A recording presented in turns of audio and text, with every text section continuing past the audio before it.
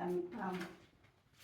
SMAUJATA tunahusisha na mambo mengi sana, lakini mimi nitaongelea kitu ambacho kinafanya ukatili kwa wazazi tu kwenye kipande cha uchumi. Jamani, tutoe elimu kuhusiana na akina mama kufanya kazi na akina baba kufanya kazi. Kila sehemu ukatili unatokea pale ambapo uchumi wetu unakuwa chini.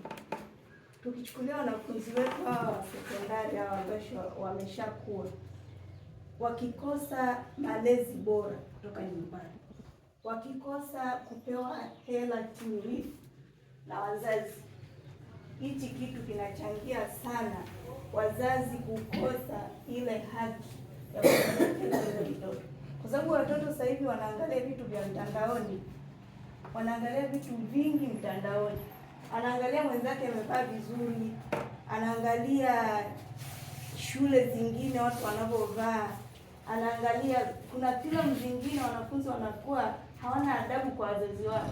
Tunaona hata si wenyewe zile filamu wao wanachukua negative, hawachukui kama funzo, wanachukua kama yani ile tabia wanachukua wenyewe.